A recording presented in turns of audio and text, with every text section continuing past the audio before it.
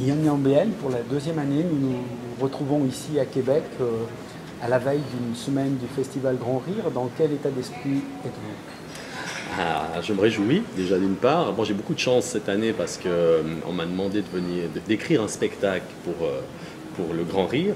Donc ça fait une année que je travaille sur un spectacle. J'ai écrit 1 heure et quart de spectacle. Et ce soir, je vais le jouer pour la première fois. Donc c'est vraiment une première.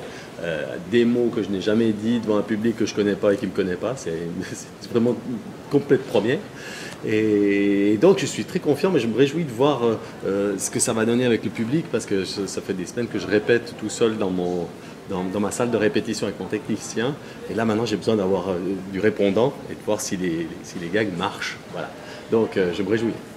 Et donc, écrire un spectacle pour un public québécois que vous ne connaissez pas, c'est certainement très différent que pour le public suisse qui vous connaît avec des personnages qui vous sont fidèles.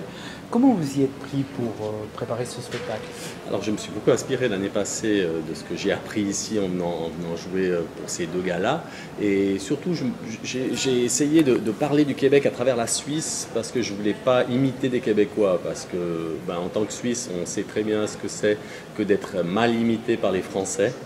Donc je ne voudrais pas mal imiter les Québécois et il faudrait rester quand même quelques temps ici pour bien imiter l'accent québécois. Donc j'ai essayé de trouver des subterfuges pour parler du Québec sans imiter des Québécois. Ça a été ça le gros travail. Et puis après, j'ai surtout fait des rapports entre la Suisse et le Québec. Il y a beaucoup de rapports entre la Suisse et le Québec, à part Morisot, hein, mais avec Morisot aussi. Et j'en ai trouvé plein. J'ai parlé des travers du Québec, tous les problèmes qu'ils ont. Je dis que ces problèmes, on les a en Suisse. Pour parler vraiment, faire de la satire sur le Québec, mais sans aller frontalement sur le Québec, parce que je n'ai pas de légitimité à critiquer un autre pays. Par contre, je critique mon pays par les problèmes qu'ils ont ici au Québec. Voilà. Je veux dire, par exemple, nous en Suisse, on vous adule, vous les Québécois, parce qu'on vous envie votre système de santé. Parce que chez nous en Suisse, c'est pas facile. Par exemple, nous en Suisse, on attend mais aux urgences, on attend des fois jusqu'à 30 minutes. Alors ici, donc c'est 17h30 d'attente hein, pour les urgences. Donc voilà, je fais ce genre de choses. Et puis quelques imitations de Français qui chantent des chansons québécoises à la mode, pour rester quand même dans un côté un peu jeune. Et voilà, c'est toutes des choses que je vais tester ce soir. Je ne sais pas encore ce que ça va donner.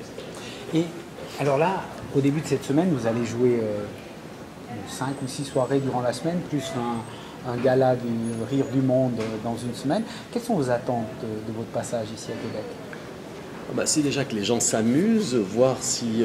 étant donné que j'ai écrit ce spectacle quand même pas mal tout seul, après j'ai envoyé le texte à un auteur québécois qui a corrigé certaines choses, qui m'a donné quelques vannes, mais finalement il n'a pas changé grand-chose. Donc c'est de voir déjà si ce que j'ai écrit fait rire les Québécois. Et puis voilà, voir ce que ça amène. C'est une expérience humaine aussi, beaucoup, parce qu'ici c'est assez génial. Je commence à connaître du monde, c'est intéressant. Et puis écoutez, on verra bien où ça m'entraîne. D'accord, alors on va se retrouver d'ici une semaine pour faire le bilan. Exactement, on verra. Ou moins, peut-être, parce que peut-être que j'aurais dû partir avant. Ou alors plus, parce que je serai obligé de rester. Nous verrons tout ça. Merci Yann.